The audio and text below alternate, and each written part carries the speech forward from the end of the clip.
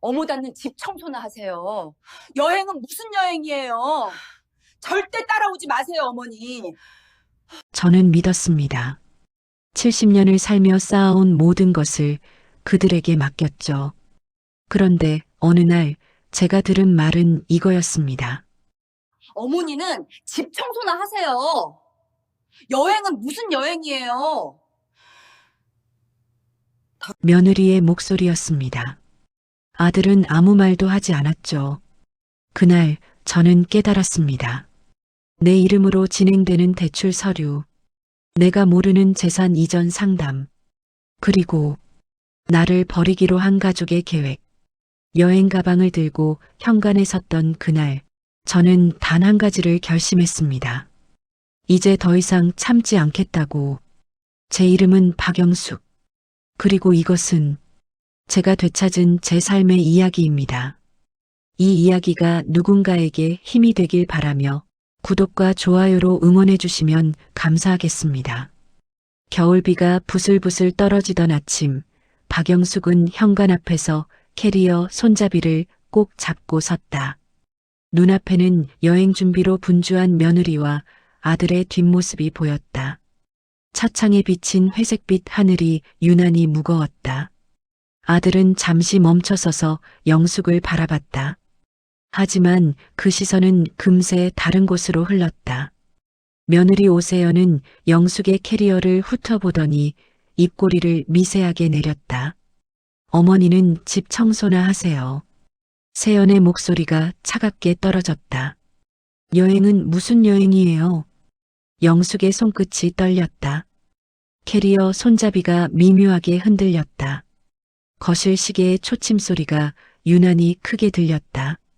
아들 준호는 시선을 피한 채 서둘러 차 문을 닫았다.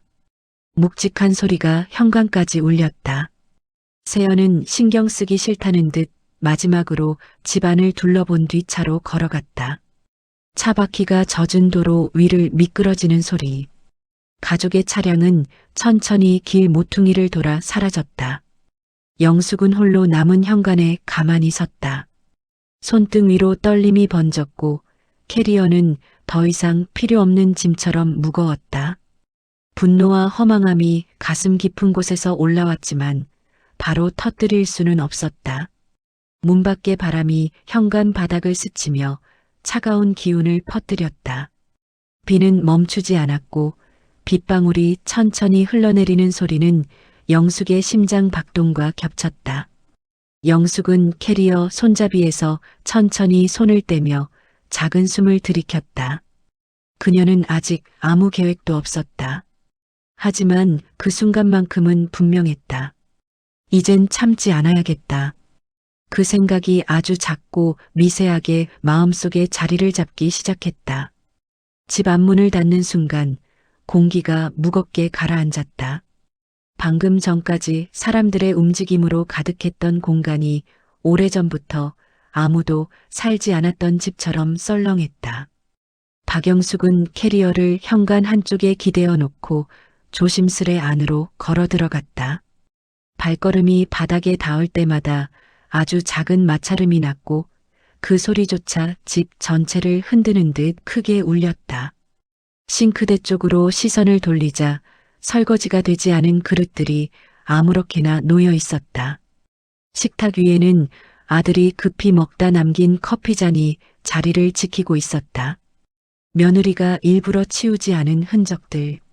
그 무심함 속에 깔린 의도는 말보다 더 잔인했다. 영숙은 천천히 식탁에 손을 올렸다. 따뜻함은 이미 모두 사라지고 차갑게 식어버린 표면만 손끝에 닿았다. 그녀는 고개를 숙인 채 아무 말도 하지 않았다. 기대했던 여행의 설렘이 떠오를 때마다 방금 들은 말이 칼처럼 그것을 잘라냈다. 창문 쪽으로 걸어가 조용히 커튼을 들었다. 겨울비가 유리창을 타고 흐르며 희미한 자국을 남기고 있었다. 빗소리는 약했지만 마음속에서는 폭우처럼 쏟아졌다. 유리창에 비친 자신의 얼굴은 생각보다 더 지쳐 있었고 눈가에는 오래된 상처들이 흔적처럼 자리하고 있었다. 그 순간 지난 수년간 쌓였던 기억들이 불쑥 떠올랐다. 가족 모임에서 슬쩍 무시당하던 순간들, 자신이 도와달라는 말도 끝까지 듣지 않던 며느리의 표정, 아들이 애써 외면하던 모습들. 그 모든 기억이 쌓여 오늘의 조각이 되어 꽂힌 것 같았다. 분노가 다시 고개를 들었지만 이번엔 예전처럼 급하게 타오르지 않았다. 차갑게, 깊게, 조용히 올라왔다. 영숙은 다시 부엌으로 가서 그릇들을 바라봤다. 손을 뻗어 치울 수도 있었지만 오늘만큼은 아무것도 손대고 싶지 않았다. 이 정리는 자신이 할 몫이 아니라는 생각이 마음 깊은 곳에서 처음으로 올라왔다. 그녀는 의자에 조용히 앉아 손등을 바라보며 잠시 눈을 감았다. 집안의 공기는 여전히 무거웠고 초침은 천천히 시간을 밀어가고 있었다. 하지만 영숙의 마음속에서는 더 중요한 무언가가 움직이고 있었다. 이대로는 안 된다. 그녀의 마음속에서 아주 작은 균열이 생겼고 그 틈 사이로 변화의 기운이 스며들기 시작했다. 그 변화는 아직 작고 흐릿했지만 분명히 방향을 갖고 있었다. 늦은 오후 집안에는 빗소리가 잦아든 자리를 대신해 희미한 정적이 내려앉아 있었다. 박영숙은 천천히 방 서랍을 열어 오래된 서류 봉투를 꺼냈다. 손바닥만 한갈색 봉투는 세월의 흔적으로 가장자리가 약간 닳아 있었고 그 위에 적힌 자신의 이름이 이상하리만큼 낯설게 느껴졌다. 소파에 앉아 봉투를 조심스럽게 열었다. 안쪽에서 나온 것은 집문서 한 장과 몇 개의 오래된 금융 기록들. 종이를 펼치는 순간 눈앞에 떠오른 글자들은 단순한 재산 목록이 아니라 자신의 삶의 기록처럼 보였다. 남편이 살아있을 때 함께 마련했던 시절, 처음 이 집으로 이사 왔을 때의 설렘, 그리고 가족을 지키기 위해 살아온 지난 세월. 모든 기억이 얇은 종이 위에 얽혀 있었다. 하지만 지금 이 문서는 더 이상 가족의 삶을 지키는 증표가 아니었다. 영숙은 여러 번 종이를 뒤집고 다시 펴보며 손끝에서 미묘하게 전해지는 떨림을 느꼈다. 그 떨림은 단순한 슬픔이 아니었다. 지난 수년간 묵혀둔 상처들이 이제 제자리를 벗어나려는 듯한 다가오는 결단의 흔들림이었다. 집안에서는 작은 소리조차 들리지 않았다. 시계 초침이 뚝뚝 떨어지는 소리만 귓가에 닿았다. 영숙은 천천히 눈을 들어 집안을 둘러봤다. 여기저기 놓인 물건들은 분명 자신이 평생 정성껏 꾸며온 것들인데 지금은 이상하게도 자신과 아무 상관없는 공간처럼 느껴졌다. 자리에서 천천히 일어나 캐리어 쪽으로 걸어갔다. 손잡이를 잡기 전 잠시 멈춰서서 깊은 숨을 들이켰다. 그 숨은 마치 마음속 깊은 곳에서부터 오래된 무언가를 끄집어내는 듯 묵직했다. 캐리어 손잡이를 쥔 손은 이번엔 더 이상 떨리지 않았다. 그 안에는 조용하지만 확실한 의지가 살고 있었다. 영숙은 다시 한번 집문서를 바라보고 문득 결단의 무게를 다시 느꼈다. 자신을 이 집에 묶어두었던 모든 감정, 정, 기대, 희생. 그 모든 것이 이제는 사슬처럼 보였다.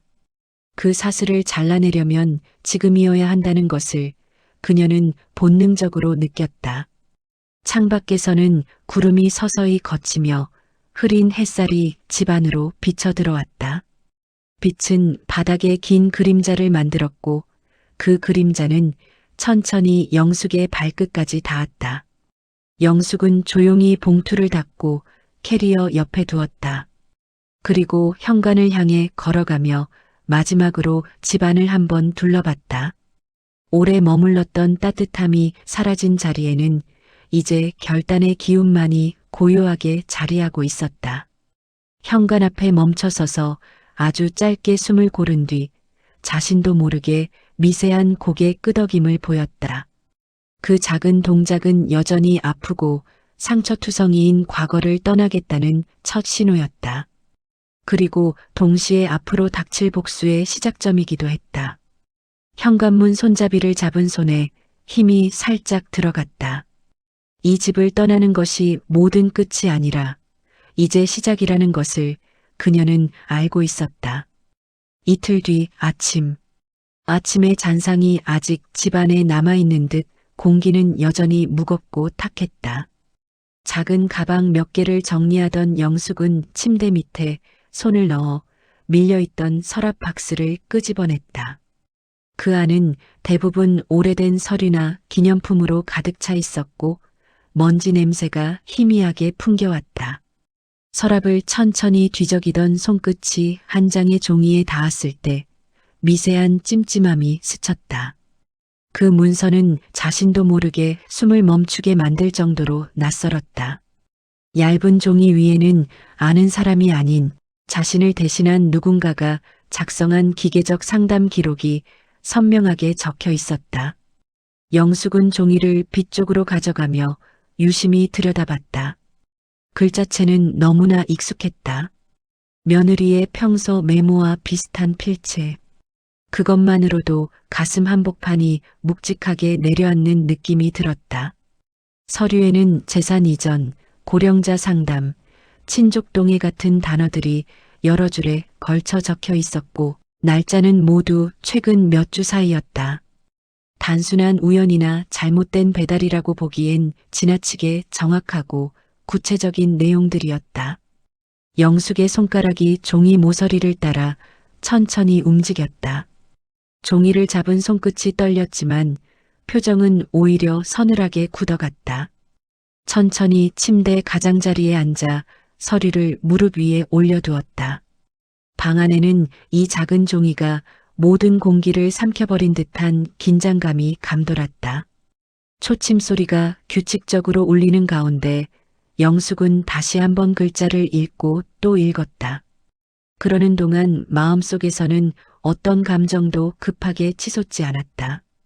대신 아주 차갑고 깊은 의심이 뿌리를 내리기 시작했다. 그 순간 창문 밖에서 지나가는 바람이 얇은 커튼을 스치고 지나갔다. 커튼 끝이 작게 흔들렸는데 마치 누군가 조용히 방 안으로 손을 뻗어 흔들어 놓은 듯한 기척이 느껴졌다. 영숙은 다시 서류를 들고 빛에 비춰봤다. 필기된 선은 더 선명했고 날짜는 더 명확하게 눈에 들어왔다. 이 문서가 의미하는 바는 단 하나였다. 누군가가 이미 오래전부터 준비해왔다는 것. 그 준비의 대상이 자신이라는 사실이 소름처럼 피부 위를 스쳤다. 영숙은 이 종이를 그대로 서랍에 넣을 수 없었다. 천천히 봉투 안에 넣어 가방 깊숙한 곳에 넣으며 마음속에서는 미세하지만 분명한 변화가 일어났다. 의심은 이미 확신으로 굳어져 있었고 그 확신은 곧 결단을 요구했다. 그녀의 얼굴에는 여전히 슬픔이 남아 있었지만 그 아래에는 벌써 다른 감정이 태어난 지 오래였다. 그 감정은 아직 말로 다듬어지지 않았지만 분명한 방향성을 가지고 있었다. 그것은 더 이상 피하거나 참는 쪽이 아니었다. 영숙은 가볍게 숨을 들이쉬고 천천히 자리에서 일어났다. 이 문서 한 장이 앞으로 무엇을 가져올지 정확히 알 수 없었다. 하지만 분명한 건 하나였다. 이제부터는 더 이상 잠잠히 당하지 않을 것이라는 사실. 그 작은 결정이 집안 공기의 흐름까지 바꿨고 영숙의 발걸음은 조금 더 단단해졌다. 그날 오후 집 앞 골목은 겨울 햇살이 스치며 희미하게 얼어붙은 듯 고요했다. 박영숙이 현관문을 나서려는 찰나 옆집의 김도환이 우편함 앞에서 엎드린 채 흩어진 우편물들을 주워 담고 있었다. 바람이 세차게 불어온 탓인지 우편물들은 여기저기 흘러나가 있었고 도안은 허리를 곧게 펴지 못한 채 천천히 종이들을 모으고 있었다. 영숙은 조용히 그 광경을 바라보며 잠시 걸음을 멈췄다. 도안이 마침 고개를 들었고 두 사람의 눈빛이 아주 짧은 순간 맞닿았다. 도안의 표정에는 말로 설명할 수 없는 미묘한 기척이 담겨 있었다. 그냥 인사로 지나치기엔 너무 오래 머물러 있는 시선, 그리고 어디선가 본 듯한 조심스러움. 영숙은 조용히 다가가 떨어진 우편물 하나를 주워들었다.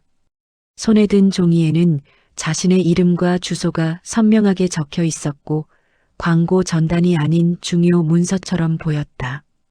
도안은 종이를 받으며 작은 한숨을 내쉬었다. 그 한숨 속에는 말하고 싶은 마음과 주저하는 마음이 뒤섞여 있었다. 잠시 입술을 다물고 있다가 마침내 작게 입을 열었다. 영숙 씨. 목소리는 낮았고 마치 누군가 듣고 있을까 조심하는 듯 귀를 살짝 뒤로 젖힌 채 주변을 살폈다. 며느리분이 요즘 낯선 사람들하고 자주 만나시더라고요. 도안의 설명은 단순히 그랬다더라 수준의 소문이 아니었다.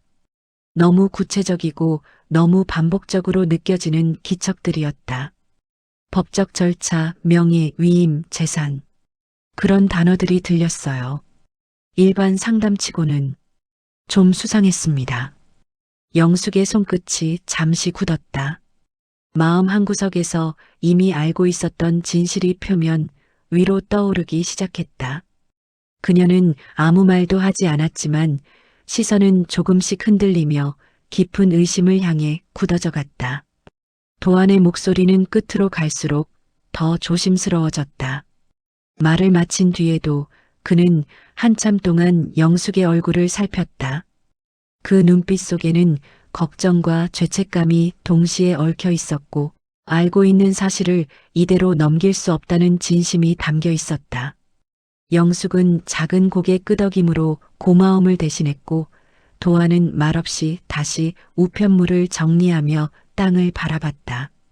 바람이 불어와 두 사람 사이에 찬 공기를 밀어넣었다. 그 바람은 누구에게도 속삭이지 않고 그저 사실을 실어 나르는 기척처럼 느껴졌다. 영숙은 천천히 숨을 들이쉬며 마음속에서 커지는 확신을 눌러 담으려 했지만 이미 그 감정은 제 손을 벗어난 것 같았다. 그동안의 무례와 무시, 상처는 단순한 가족 간 오해가 아니었던 것이다. 모든 조각들이 하나로 맞춰지고 있었다. 영숙은 조용히 집 쪽으로 돌아섰다. 걸음은 여전히 무거웠지만 마음속에서는 한 가지 방향이 뚜렷해지고 있었다. 이제는 더 이상 뒤를 볼 필요가 없다. 그녀의 뒷모습에는 슬픔이 남아 있었지만 그 아래에는 더 깊고 단단한 결의가 자리 잡고 있었다. 그 결의는 아직 누구에게도 들키지 않은 조용한 불꽃처럼 천천히 그러나 확실하게 타오르고 있었다. 그날 밤 박영숙은 한동안 멍하니 집 앞을 서성이다가 손안에 쥐고 있던 휴대폰을 천천히 켜올렸다. 화면이 밝아지자 아들의 이름이 저장된 번호가 가장 먼저 눈에 들어왔다. 미세하게 떨리는 엄지손가락으로 통화 버튼을 눌렀다. 연결음이 집안의 정막 속으로 길게 늘어졌다. 비어있는 방 안에 울려 퍼지는 기계음은 마치 누군가 멀어지는 발자국처럼 점점 희미하게 느껴졌다. 몇 번의 연결음 끝에 통화가 이어졌지만 아들의 숨소리는 이상할 만큼 짧고 조심스러웠다. 엄마, 준호야, 너희 여행 잘 다녀왔니? 응, 잘 다녀왔어. 목소리가 평소보다 낮고 짧았고 말끝이 자꾸 흐려졌다. 준호야, 엄마가 물어볼 게 있는데. 엄마, 미안. 지금 좀 바빠. 나중에 전화할게. 대답은 피했고 설명은 없었고 말 대신 길어지는 침묵만이 전화를 채웠다. 영숙은 조용히 숨을 고르며 아들의 말 끝을 기다렸다. 그러나 아들은 끝내 명확한 말 한마디를 해주지 않았고 화면 속에서 들려오는 마지막 숨결만 남긴 채 전화를 급하게 끊었다. B-하는 짧은 끊김음이 집안에 울렸고 그 소리는 다른 어떤 말보다도 더 강하게 영숙의 마음을 갈랐다. 잠시 뒤 휴대폰 화면이 어둠 속으로 사라지자 영숙의 표정도 그만큼 가라앉았다. 천천히 고개를 숙였고 두 손은 무릎 위에서 서로를 움켜쥐듯 붙잡혔다. 이 상황이 단순한 여행 문제나 사소한 갈등이 아니라는 것을 지금 그녀는 너무 선명하게 느끼고 있었다. 아들의 회피 뒤에 숨어 있는 어떤 흐름. 그것이 더는 우연일 수 없다는 직감이 차갑게 등을 타고 내려왔다. 다시 전화를 걸어봤다. 이번에는 연결음조차 오래 이어지지 않았다. 바로 통화 불가라는 표시가 떴고 화면은 차갑게 꺼져 있었다. 아들의 휴대폰이 꺼진 걸 확인하는 순간 영숙의 눈빛이 아주 더디게 흔들렸다. 아들이 자신을 피하고 있다는 사실이 더 이상 의심이 아니라 확신이 되어 자리 잡았다. 영숙은 휴대폰을 조용히 테이블 위에 내려놓았다. 손끝이 닿은 나무 표면은 여전히 차가웠고 방 안의 초침 소리가 유난히 크게 들렸다. 바람이 창문 틈 사이로 스며들어 커튼을 미세하게 흔들었고 그 움직임은 지금 이 집에서 자신만이 정지된 채 남겨졌다는 현실을 더 선명하게 만들었다. 천천히 자리에서 일어나 방 안을 한 바퀴 천천히 둘러봤다. 눈에 들어오는 모든 풍경이 달라 보였다. 익숙했던 물건들이 이제는 전부 낯선 그림자처럼 느껴졌다. 이 집이 더 이상 자신을 위한 공간이 아니라는 사실을 그녀는 이번엔 숨기지 않고 받아들였다. 영숙의 눈가에는 슬픔 대신 아주 조용한 단호함이 자리했다. 심장은 여전히 아팠지만 마음속에서는 다른 감정이 일어나고 있었다. 기다릴 이유가 없구나. 그 깨달음은 차갑지만 정확했다. 이제 더는 아들의 선택을 믿고 버틸 시간도 며느리의 말에 상처받고 참고 있을 이유도 없어졌다. 그녀는 이제 자신이 직접 움직여야 하는 시점에 도달해 있었다. 손바닥을 조용히 여미며 영숙은 짧은 숨을 들이켰다. 그 숨은 결코 가벼운 것이 아니었지만 묵직한 각성의 시작이었다. 그녀의 눈빛은 이전과 완전히 달라져 있었다. 3일 뒤 새벽 4시 집안은 차갑게 식어 있었다. 어둠 속에서 박영숙은 작은 스탠드 조명을 켜지 않은 채 익숙한 방안을 손끝으로 더듬으며 마지막 정리를 하고 있었다. 가방은 이미 단출했지만 마음속은 예상 외로 무겁지 않았다. 오히려 오래 묶여있던 끈 하나가 서서히 풀리는 듯한 해방감이 은은하게 번지고 있었다. 창밖에서는 도심의 첫 기척도 시작되지 않은 시간, 완벽한 고요가 그녀의 결단을 덮어주고 있었다. 주방 싱크대에 남아있던 그릇들도 침대 위 접혀있던 담요도 그녀가 평생 정리하던 집안의 작은 풍경들은 더 이상 그녀의 몫이 아니었다. 영숙은 식탁 앞에 잠시 멈춰섰다. 손끝이 오래된 나무결을 천천히 따라갔다. 추억이 묻어있는 감촉이었지만 이제는 더 이상 자신을 묶어두지 못했다. 뒤돌아서면 영원히 이 공간을 떠나는 것이지만 그녀의 표정에는 망설임 대신 차갑고 담담한 침착함만 자리했다. 현관 앞에서 신발을 신으려는 순간 전화기 쪽으로 잠시 시선이 향했다. 화면은 꺼져 있었고 그 안에는 더 이상 자신을 지탱해줄 가족도 대화도 없었다. 며느리의 말, 아들의 회피, 의심스러운 서류, 그리고 이웃 도안의 조심스러운 경고까지 모든 조각이 하나로 이어져 무언가를 말하고 있었다. 지금 떠나라. 지금 벗어나라. 그녀는 그 메시지를 받아들였다. 가장 조용한 시간대를 선택한 것은 단순한 감정 때문이 아니었다. 그녀의 머리는 이미 복수의 준비라는 긴 여정을 시작하고 있었고 그 시작은 누구에게도 들키지 않는 완벽한 실종이어야 했다. 영숙은 천천히 가방을 들고 현관문을 열었다. 문이 열리는 순간 문틈 사이로 한 줄기 찬 공기가 스며들어 발목에 닿았다. 그 차가움은 마치 앞으로 마주할 현실이 어떤 것인지 미리 예고했다. 하지만 그녀는 한치의 머뭇거림도 없이 문턱을 넘었다. 현관문이 닫히자 집안의 마지막 정적이 밀려나오는 것 같았다.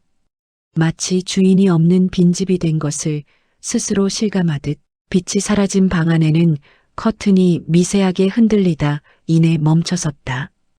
영숙의 그림자는 새벽 어둠 속에서 길게 늘어져 골목 끝까지 따라붙었다. 그 그림자는 두려움이 아닌 새로운 결심의 형태로 뻗어 있었다. 아무도 그녀가 떠났다는 사실을 깨닫지 못할 것이었다. 아들은 여전히 회피할 것이고 며느리는 그녀가 남긴 빈자리를 곧 편안함으로 여기겠지. 그들의 그런 안일함은 곧 가장 큰 약점이 될 것이다.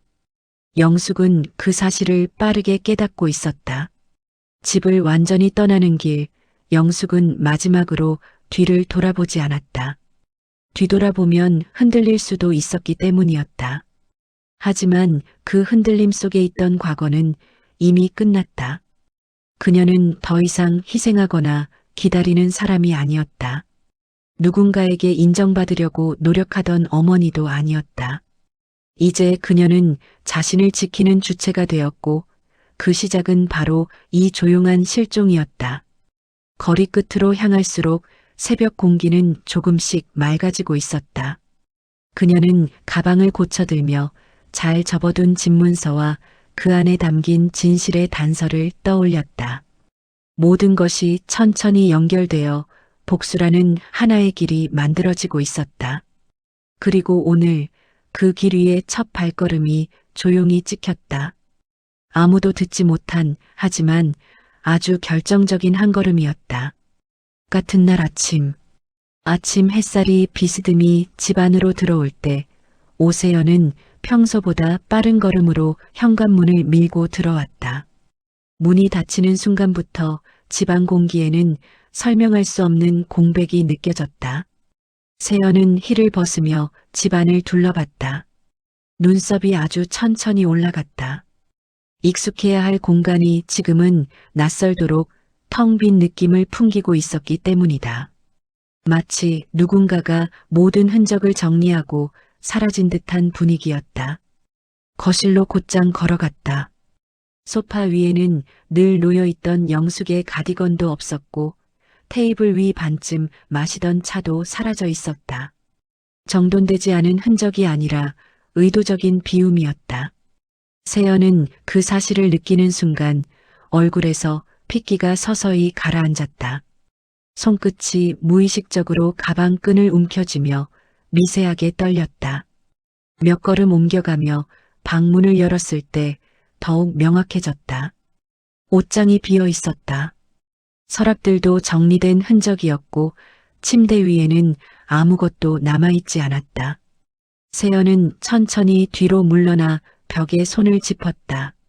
손바닥에 닿은 차가운 벽의 감촉이 그녀를 더 불안하게 만들었다.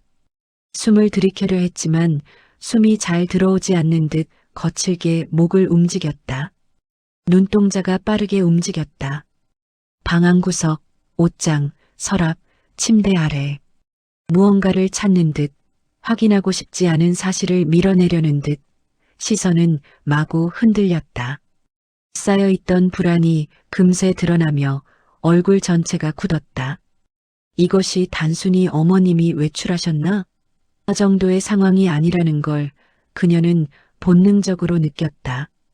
잠시 후 세연은 거실로 나와 테이블 위에 던져두었던 서류들을 확인했다. 찾아야 했던 문서 하나가 보이지 않았다. 그 문서 그녀가 며칠 전 서랍 속 깊은 곳에 넣어둔 상담 기록이었다. 시선이 순간 멈추고 눈동자에서 공포와 분노가 동시에 치솟았다. 서류 파일을 열어 확인하고 또 확인했다. 손가락이 파일 가장자리를 따라 반복적으로 움직이며 불안이 점점 커져가는 동작을 보여줬다. 책상 위 물건은 뒤로 밀려났고 서류는 어지럽게 흩어졌다. 그러나 모든 확인 끝에도 그 문서는 어디에도 없었다. 세연은 한참 동안 같은 자리에 서서 벽을 바라봤다. 표정엔 끝을 알 수 없는 공포와 계산이 동시에 스며 있었다. 방금까지만 해도 서늘하던 집안 공기가 어느새 숨막히는 압박으로 바뀌었다. 핸드폰을 꺼내 영숙에게 전화를 걸어보려 했지만 번호는 이미 연결이 되지 않았다. 화면 속 전원이 꺼져 있습니다라는 문구가 그녀의 멘탈을 흔들었다. 세연은 주저앉을 듯 한숨을 내쉬고는 천천히 창문 쪽으로 걸어갔다. 불어오는 찬바람이 커튼을 살짝 흔들었고 그 흔들림은 마치 늦었다는 신호처럼 느껴졌다. 창밖을 내려다보며 누군가 자신을 지켜보고 있는 듯한 착각에 빠져 잠시 몸을 움츠렸다. 세연의 뇌리는 빠르게 움직이고 있었다. 집을 비웠다, 서류가 사라졌다, 연락이 되지 않는다. 이 세 가지 사실만으로도 상황은 명백했다. 영숙이 자신이 준비해온 계획을 눈치채고 사라졌다는 것. 그 순간 세연의 얼굴은 완전히 굳었다. 그리고 서서히, 아주 서서히 탐욕의 그림자가 눈동자 중심에 가라앉기 시작했다. 영숙이 자신이 생각한 순한 시어머니가 아니라는 사실을 처음으로 깨달은 순간이기도 했다. 그 깨달음은 그녀의 심장을 빠르게 뛰게 만들며 앞으로 벌어질 일을 예감하게 만들었다. 예상치 못한 방향으로 흘러가기 시작한 이 상황은 세연 자신에게도 위험해지기 시작한 것이다. 일주일 뒤 밤, 도시 외곽의 작은 원룸. 박영숙은 하루 동안 거의 말을 하지 않았다. 익숙하지 않은 공간에 놓인 얇은 이불, 낡은 책상, 작은 창문. 하지만 이 낯설문 오히려 그녀에게 안전함을 주고 있었다. 가방에서 조용히 태블릿과 서류 봉투를 꺼냈다. 불빛을 가장 낮게 조절한 뒤 탭을 켰다. 화면 뒤에서 희미한 파란 빛이 방 안을 흐릿하게 밝혔고 그 빛 속에서 영숙의 얼굴은 한층 더 차갑게 보였다. 검색창에 몇 가지 정보를 입력한 뒤 며느리가 남긴 그 종이의 출처를 확인하기 시작했다. 상담 기록의 날짜, 담당 표기, 문자의 미세한 뉘앙스. 그녀가 모르는 동안 너무 많은 일들이 진행되고 있었다. 마우스를 천천히 움직이던 손끝이 어느 순간 멈췄다. 고령자 재산 이전, 위임동의 문서 사전 검토. 이 문구가 담긴 문서를 보자마자 눈빛이 아주 서서히 흔들렸다. 문득 불안한 직감처럼 또 다른 단서가 있을 것 같아 며느리 방에서 가져온 USB를 컴퓨터에 연결했다. 오래된 파일들이 줄지어 나타났고 그중 날짜가 근래에 갱신된 폴더 하나가 눈에 들어왔다. 클릭하는 순간 모니터 화면에 펼쳐진 건 며느리가 신청했던 대출 사전 문의 기록이었다. 문서 상단에는 자신의 이름이 버젓이 올라와 있었고 좌측 하단에는 본인 동의 확보 예정이라는 붉은 표시. 영숙의 손이 그 자리에서 멈췄다. 잠시 동안 방 안은 완벽한 침묵에 잠겼다. 태블릿의 냉색 조명이 그녀의 얼굴을 더 창백하게 비추고 그림자는 벽에 길게 드리워졌다. 영숙은 의자를 뒤로 살짝 밀고 천천히 일어섰다. 창문을 열자 겨울 공기가 밀려 들어왔고 차가운 바람이 그녀의 눈가를 스쳤다. 그 바람 속에서 그녀는 마음을 정리했다. 이건 단순한 불편함이나 무례가 아니었다. 자신의 이름을 앞세운 계획된 침해였고 오래전부터 준비된 은밀한 범죄였다. 다시 자리에 앉아 서류를 정리했다. 파일 하나하나를 천천히 읽고 필요한 것과 불필요한 것을 구분했다. 두 손으로 문서 모서리를 잡는 동작은 더 이상 떨리지 않았다. 그녀의 눈빛은 이전과 완전히 달라져 있었다. 분노가 치밀어 오르는 대신 오히려 지나치게 차분했다. 그 차분함은 낯설만큼 단단했고 복수라는 길이 그 차분함 위에서 만들어지고 있었다. 책상 옆 조그마한 탁상 시계가 철컥, 철컥 소리를 내며 시간을 밀어갔다. 영숙은 그 소리를 따라 호흡을 가다듬었다. 오늘 이곳에서 그녀가 내린 판단은 앞으로 벌어질 모든 일을 결정짓는 시작이라는 사실을 알고 있었다. 탭 화면을 끄고 USB와 서류를 조심스레 봉투에 다시 넣었다. 그리고 아주 조용히 혼잣말처럼 속으로 국면을 정리했다. 이제 나도 준비해야겠구나. 방 안의 공기는 더 이상 낯설지 않았다. 이제 이 공간은 그녀의 숨은 아지트처럼 변해가고 있었다. 그리고 이곳에서 그녀의 복수는 더 분명한 형태로 싹을 틔우고 있었다. 같은 날 저녁이 깊어갈 무렵 박준호는 퇴근하자마자 집 안으로 들어섰다.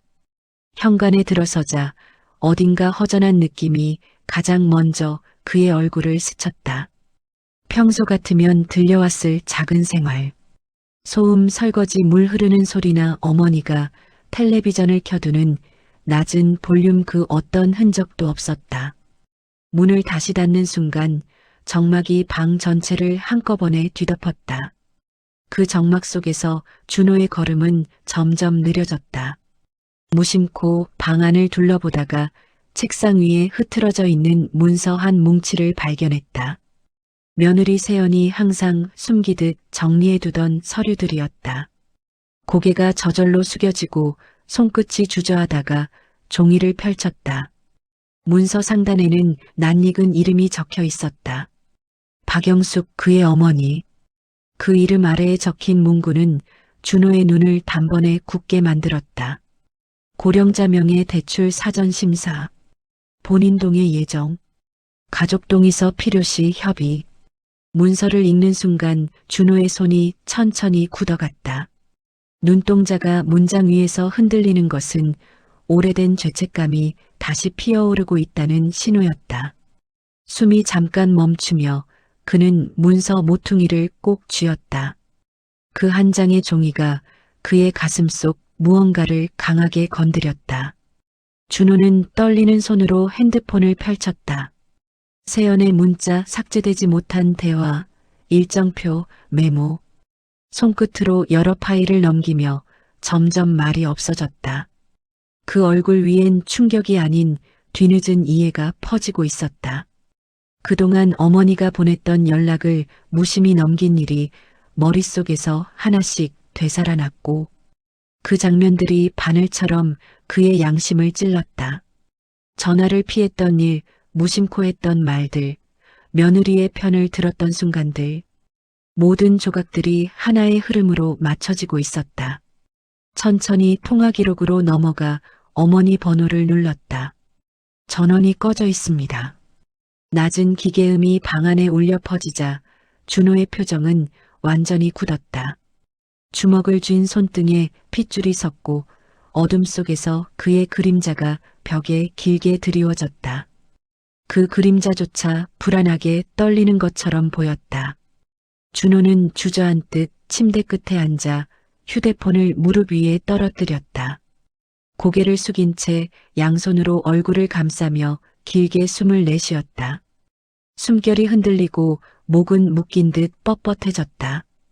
이제야 상황의 깊이를 실감하고 있었다. 어머니가 사라진 것이 단순한 외출이나 일시적인 감정이 아니라는 것을 결국 이 문서들이 증명하고 있었다. 방 안의 초침은 여전히 일정한 속도로 움직이고 있었다. 그러나 준호의 시간은 완전히 멈춰버린 듯했다. 천천히 고개를 들고 탁자 위 흩어진 서류들을 바라봤다. 그 서류들은 더 이상 종이가 아니라 자신이 외면했던 진실 그 자체였다. 그 순간 준호의 표정이 완전히 달라졌다. 두렵지만 반드시 마주해야 하는 현실을 깨달은 얼굴. 조용히 일어났다. 어머니를 찾기 위해 그리고 이 비극의 시작점을 확인하기 위해 움직이기 시작했다. 다음 날 오후, 흐린 오후 원룸의 낡은 창문을 두드리던 바람이 점점 잦아들 무렵이었다. 조그마한 문을 두드리는 소리가 조심스레 울렸다. 박영숙은 천천히 몸을 일으켜 문 쪽으로 걸어갔다. 문틈 아래로 스며드는 옅은 그림자와 발자국의 무게가 누군가 오래 망설였다는 기척을 전하고 있었다. 문을 열자 예전 이웃이었던 김도환이 모자를 벗으며 조용히 서 있었다. 도환의 얼굴은 한눈에 봐도 평소와 달랐다. 눈 밑에 그늘, 입술에 떨림, 손에 들린 종이봉투. 굳은 표정으로 방 안으로 들어왔고 문이 닫히자마자 깊은 숨을 내쉬었다. 말을 꺼내기까지 한참을 주저하는 모습은 그가 알고 있는 사실이 결코 가벼운 것이 아니라는 걸 보여주고 있었다. 잠시 방 안에는 두 노인이 마주한 채 말보다 더 큰 침묵이 흘렀다. 도안은 결국 봉투를 열어 낡은 영수증 몇 장과 메모된 종이를 꺼냈다. 그 종이들에는 며느리 세연의 이름이 여러 번 반복되어 있었고 법무사 방문, 위임 상담, 재산 이전 절차 문의 같은 문구가 선명하게 남아 있었다. 도안은 천천히 페이지를 넘기며 자신이 몇 주 전부터 눈치챘던 정황을 이야기했다. 며느리분이 집 근처 카페에서 익숙하지 않은 사람들과 여러 번 만났어요. 그때마다 얼굴에 이상한 긴장감이 있더라고요. 도안은 잠시 말을 멈췄다가 다시 입을 열었다. 문서하고 도장에 관한 이야기를 반복적으로 하더군요. 제가 우연히 들었습니다. 영숙은 종이를 들여다보며 눈빛을 천천히 좁혔다. 문서의 날짜와 자신이 발견한 서류의 날짜가 거의 겹쳐 있다는 사실이 머릿속에서 순식간에 하나의 흐름으로 연결되고 있었다. 손끝은 미세하게 움직였지만 표정은 흔들림 없이 담담했다. 도안의 말이 이어질수록 마음속 어둠에 숨어있던 의심이 완전한 실체를 드러내고 있었다. 도안은 마지막으로 한 장의 메모를 내밀었다.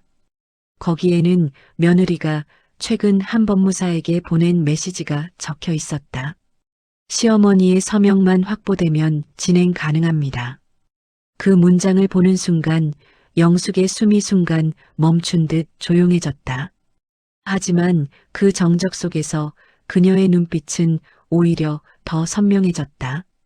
슬픔이 빠져나가고 그 자리에 이해와 판단이 자리 잡은 순간이었다. 도안은 조심스레 말을 멈추고 영숙의 표정을 살폈다. 걱정이 묻어있는 그의 눈빛이 방 안의 공기를 더 무겁게 만들었다. 그러나 영숙은 천천히 고개를 끄덕이며 종이를 정리해 봉투 안에 넣었다. 그 손동작에는 떨림이 없었고 오히려 오래된 결심이 다듬어진 듯한 단단함이 묻어 있었다. 창밖 바람이 스쳐 지나가며 얇은 커튼을 살짝 흔들었다. 그 흔들림은 마치 이제 갈 길이 보인다고 말하는 듯했다. 도안이 자리를 뜨기 전 영숙은 조용한 목소리로 짧게 고맙다는 눈빛을 보냈다. 도안은 고개를 숙여 인사를 대신했지만 그의 표정에는 여전히 걱정이 남아 있었다. 그가 문을 닫고 사라지는 순간 방 안의 공기는 이전보다 더 선명한 형태의 고요를 만들고 있었다. 영숙은 봉투를 무릎 위에 올려놓고 오랫동안 움직이지 않았다. 그러나 마음속에서는 이미 한 방향으로 향하는 길이 완성되고 있었다. 그 길은 결코 복잡하지 않았다. 그리고 무엇보다 되돌아갈 수 없는 길이었다. 아주 천천히 숨을 내쉬며 눈을 감았다. 슬픔과 상처가 지나간 자리를 이제 확신이라는 단단한 감정이 대신하고 있었다. 그 확신은 앞으로 벌어질 모든 일의 중심이 될 것이었다. 그날 저녁, 오후가 저물어갈 무렵 오세연은 집안을 초조한 발걸음으로 돌아다니고 있었다. 창밖에서는 노을빛이 벽을 오렌지빛으로 물들이고 있었지만 세연의 얼굴에는 어떤 빛도 닿지 않았다. 이마에는 미세한 땀이 맺혀 있었고 손끝은 휴대폰을 움켜쥔 채 끊임없이 떨리고 있었다. 전화 화면에는 같은 문구가 반복해서 깜빡이고 있었다. 전원이 꺼져 있습니다. 급히 거실로 걸음을 옮겨 서류가 놓여있던 책상 앞에 섰다.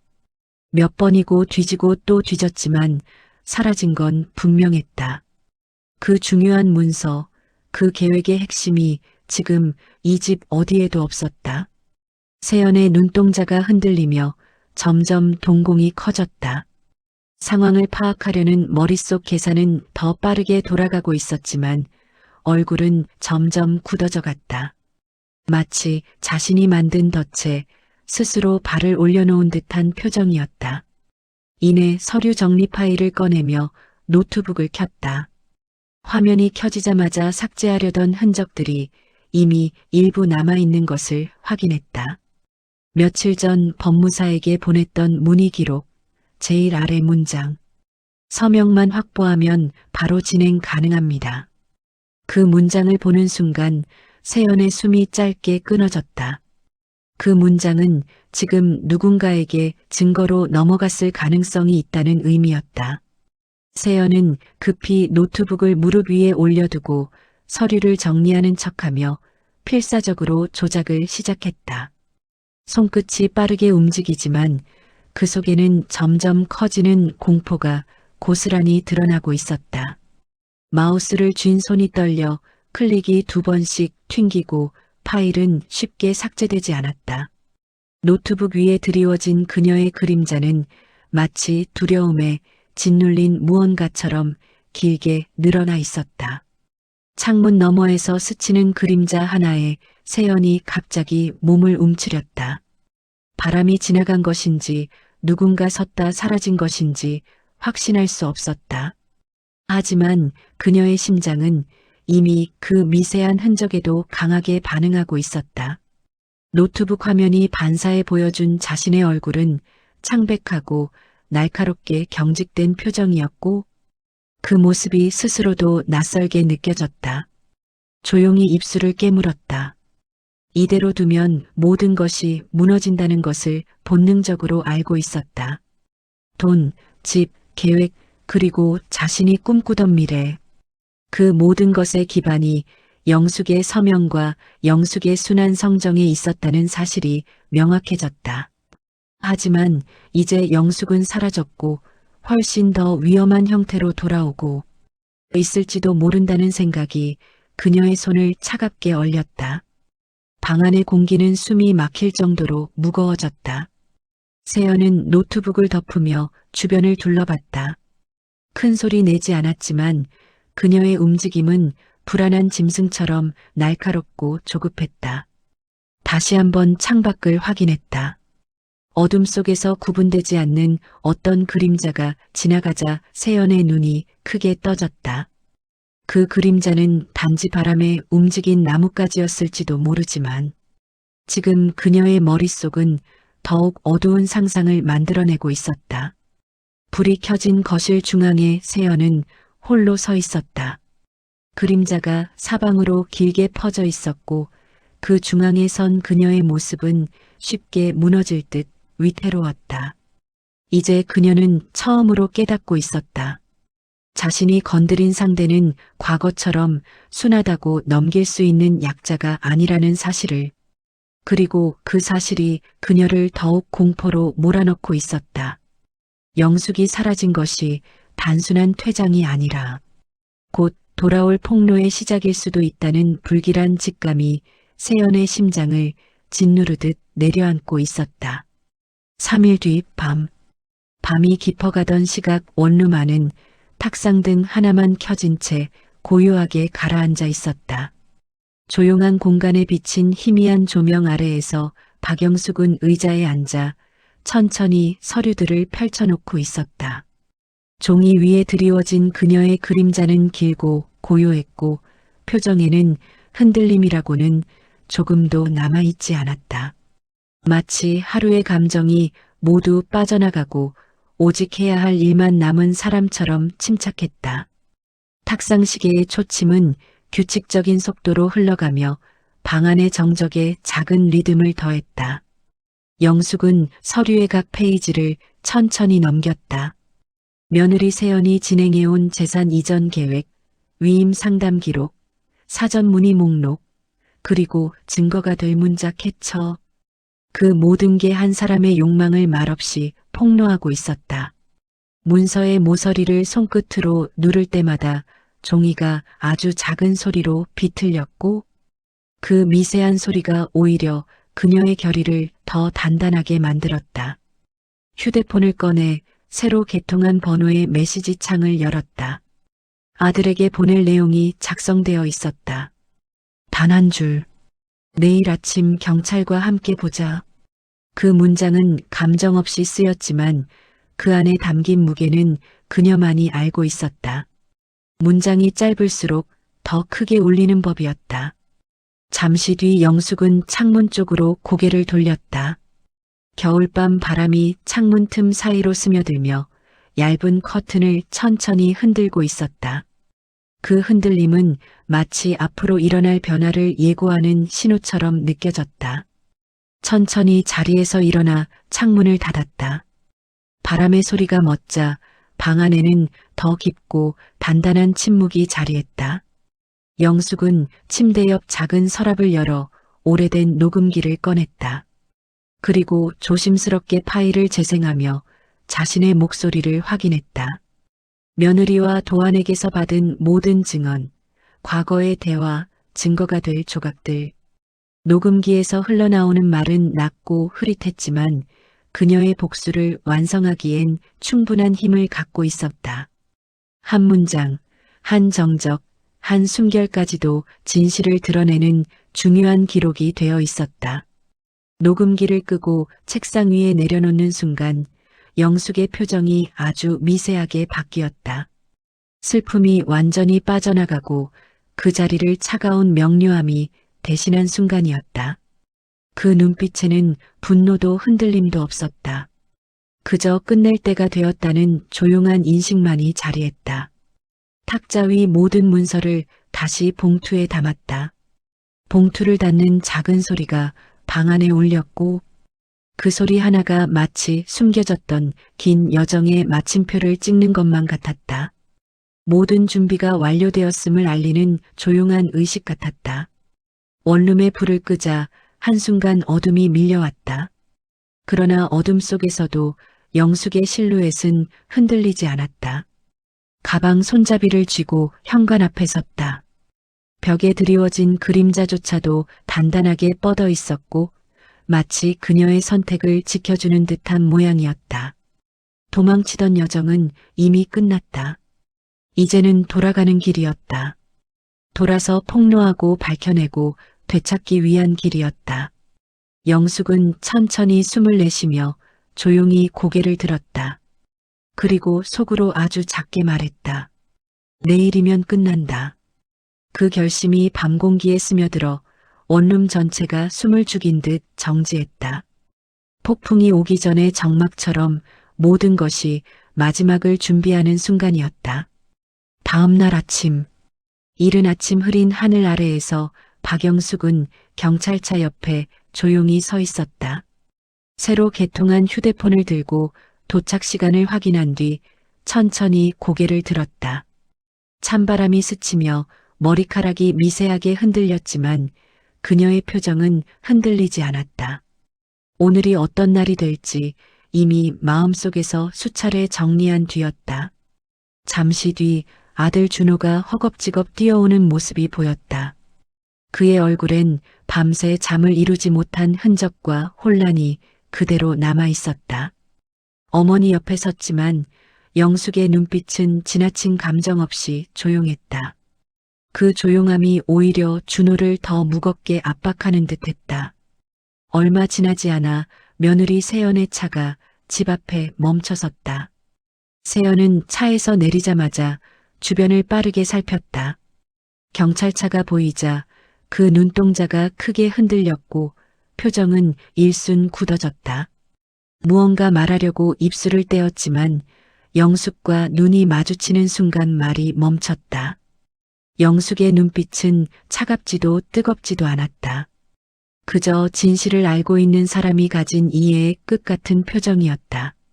경찰은 조용히 며느리에게 다가가 몇 가지 확인을 요구했다. 세연은 처음엔 어색하게 웃으며 모른다고 했지만 열람된 서류 봉투가 눈앞에 펼쳐지는 순간 그 미소는 빠르게 무너졌다. 봉투 속 자료 위임 절차, 상담 기록, 문자 내역, 대출 문의서 그 어느 것도 부정할 수 있는 여지가 없었다. 준호는 숨이 멈춘 듯 그 자리에서 한 걸음도 움직이지 못했다. 서류들을 바라보다가 천천히 얼굴을 들어 며느리를 봤다. 세연은 그의 시선을 피하려 했지만 이미 몸 전체가 굳어져 있었다.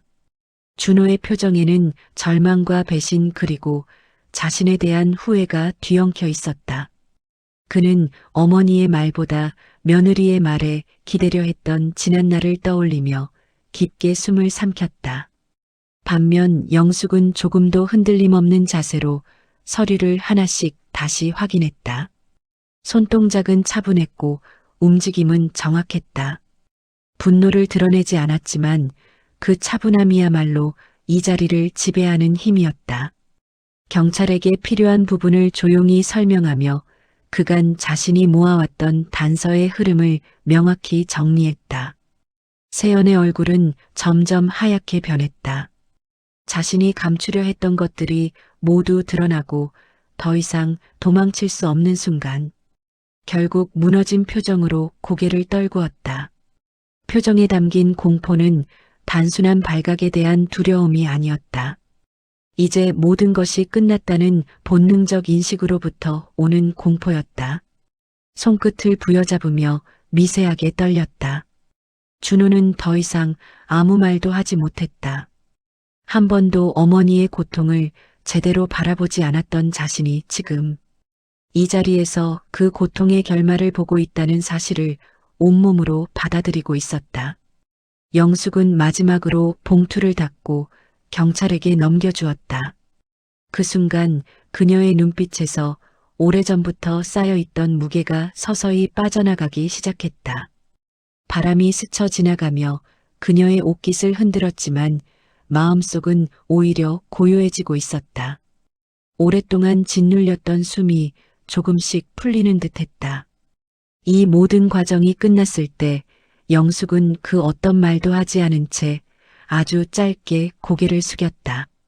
그 행동은 분노도 승리도 아닌 그저 정의가 제자리로 돌아왔다는 조용한 인정 같은 움직임이었다. 그리고 그 순간 그녀의 복수는 거의 끝에 다다르고 있었다. 일주일 뒤 모든 절차가 끝난 뒤 박영숙은 새로 얻은 작은 집의 창문을 천천히 열었다. 아침 햇살이 방 안으로 스며들며 바닥 위에 따스한 금빛 그림자를 만들었다. 며칠 동안 이어진 긴장과 추적, 폭로의 과정을 거친 뒤 처음 맞는 평온한 아침이었다. 깊게 숨을 들이마셨다. 공기는 낯설었지만 그 낯설미 오히려 마음을 편안하게 감싸주고 있었다. 책상 위에는 그동안 그녀를 짓눌렀던 서류와 증거들이 사라지고 그 자리를 누군가에 의해 새로 놓인 작은 화분 하나가 차지하고 있었다. 잎끝이 연하게 흔들리는 그 모습이 마치 그녀의 새로운 삶을 상징하는 듯했다. 영숙은 화분을 손끝으로 조심스럽게 만지고는 미소 아닌 미소를 아주 가볍게 지어 보였다. 예전 같으면 상상조차 할 수 없던 여유였다. 작은 주전자에 물을 올리고 조용히 차를 준비했다. 물 끓는 소리가 방 안에 잔잔하게 울렸고 그 소리는 오랫동안 잊고 지냈던 고요의 형태였다. 컵에 뜨거운 차를 따를 때 그녀의 손끝에는 더 이상 떨림이 없었다. 대신 단단하고 평온한 움직임이 자리 잡고 있었다. 차 한 모금을 입에 머금은 순간 지난 시간들이 눈앞을 가볍게 스쳐 지나갔다. 여행을 가는 줄 알고 캐리어를 들고 섰던 날. 문턱을 넘기 전 며느리의 차가운 말. 사라진 아들의 기척, 수상한 서류 한 장. 그리고 지난밤 마침내 드러난 진실. 그 모든 순간은 고통이었지만 지금은 더 이상 그녀를 흔들지 못하고 있었다. 그저 지나온 길일 뿐 돌아갈 이유가 없는 길이었다. 창문 밖으로 시선을 돌렸다. 바람이 지나가는 소리가 들렸고 먼 곳에서 아이들이 뛰노는 웃음소리가 희미하게 섞여 들려왔다. 그 음성들은 더 이상 그녀를 외롭게 만들지 않았다. 이제 그녀는 홀로 남은 것이 아니라 자신의 삶을 돌려받은 사람이었기 때문이다. 잠시 뒤 휴대폰이 미세하게 진동했다. 화면에는 한 줄 문자가 떠 있었다. 아들 준호에게서 온 짧은 메시지였다. 엄마 미안해요. 꼭 찾아뵙겠습니다. 그 문장을 본 영숙은 잠시 조용히 눈을 감았다. 한숨도 눈물도 나오지 않았다. 그저 오래전부터 감춰져 있던 감정이 천천히 정리되는 느낌뿐이었다. 답장을 하지 않은 채 휴대폰을 테이블 위에 내려놓았다. 이제 모든 건 천천히 자연스럽게 흘러가면 될 일이었다. 억지로 붙들 필요도 서둘러 회복할 필요도 없었다. 햇살이 창문 틈을 비집고 들어와 바닥에 놓인 화분에 닿아 잎사귀가 은은히 빛났다. 영숙은 그 빛을 바라보며 천천히 남은 차를 마셨다. 그리고 아주 작게 누구도 듣지 못할 작은 목소리로 속삭였다. 이제 정말 끝났다. 그녀의 얼굴에 드리운 그림자는 더 이상 무겁지 않았다. 그림자는 뒤로 길게 뻗어 있었지만 그 끝에는 더 이상 과거의 어둠이 붙어 있지 않았다. 그녀는 오늘 처음으로 아무도 침범하지 못하는 자신의 시간을 조용히 맞이하고 있었다. 6개월 뒤 작은 베란다에 놓인 의자에 앉아 박영숙은 따스한 봄 햇살을 받으며 책을 읽고 있었다. 겨울의 차가운 기억은 이제 봄의 따뜻함 속에 녹아 사라지고 있었다. 창가에 놓인 화분은 어느새 작은 꽃을 피웠고 그 꽃잎이 바람에 살랑거리고 있었다. 탁자 위에는 커피 한 잔과 몇 장의 사진이 놓여 있었다. 오래된 가족 사진들이었다. 남편과 함께였던 시절, 아들이 어렸을 때의 모습, 그 시절을 돌아보는 그녀의 눈빛에는 더 이상 아픔이 아닌 담담한 회상만이 남아 있었다. 법적 절차는 모두 끝났다. 며느리 오세연은 사기 시도와 문서 위조 혐의로 법의 심판을 받았다. 집은 다시 영숙의 이름으로 돌아왔고 그녀는 그 집을 정리해 작은 수익을 만들어냈다. 그 돈으로 지금의 이 아담한 집을 마련했다. 크지도 화려하지도 않았지만 온전히 그녀만의 공간이었다. 현관문을 두드리는 소리가 들렸다. 영숙은 천천히 일어나 문을 열었다. 문 앞에는 아들 준호가 조심스러운 표정으로 서 있었다. 손에는 작은 꽃다발과 과일 한 상자를 들고 있었다. 엄마. 준호의 목소리는 떨렸다. 눈빛에는 죄책감과 후회, 그리고 용서를 구하는 간절함이 담겨 있었다. 영숙은 잠시 그를 바라보았다. 예전처럼 쉽게 문을 열어주지 않았다. 하지만 완전히 닫아버리지도 않았다. 들어와. 그 한마디는 짧았지만 그 안에는 많은 의미가 담겨 있었다. 용서도 아니고 거절도 아닌 시간이 필요하다는 조용한 신호였다. 준호는 조심스럽게 집 안으로 들어왔다.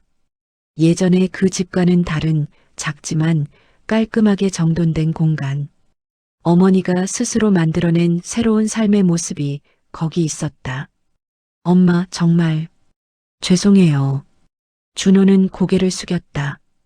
영숙은 그를 바라보며 천천히 숨을 내쉬었다.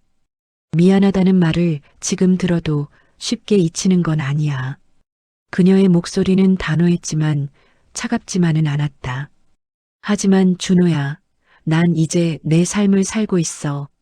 누군가의 엄마가 아니라 나 자신으로서 말이야. 준호는 고개를 들어 어머니를 보았다. 그 얼굴은 예전보다 훨씬 더 평온했고 동시에 강했다. 더 이상 누군가에게 기대어 살지 않는 사람의 얼굴이었다. 엄마, 제가 다시 시작할 수 있을까요? 영숙은 잠시 침묵했다. 그리고 창밖을 바라보며 조용히 말했다. 그건 내가 앞으로 어떻게 사느냐에 달려 있어. 준호는 그 말의 무게를 온전히 받아들이며 고개를 끄덕였다. 두 사람은 그렇게 오랜만에 마주 앉아 차를 마셨다. 예전처럼 편안하지는 않았다. 하지만 완전히 끊어진 것도 아니었다. 시간이 필요한 아직 회복 중인 관계였다. 가족이란 이름으로 모든 것을 참아야 한다고 생각했습니다. 하지만 저는 배웠습니다. 참는 것이 미덕이 아니라 자신을 지키는 것이 진짜 용기라는 것을. 70평생을 살아오며 처음으로 저는 제 삶의 주인이 되었습니다. 늦었다고 생각할 수도 있겠죠. 하지만 저는 이제 알아요. 다시 시작하는데 늦은 나이는 없다는 것을. 여러분도 혹시 비슷한 상황에 계신가요? 참고만 잊지 마세요. 당신의 삶은 당신이 지켜야 합니다. 구독과 좋아요는 이런 이야기를 더 많은 분들에게 전하는 힘이 됩니다. 오늘도 제 이야기를 들어주셔서 감사합니다. 다음에 또 만나요.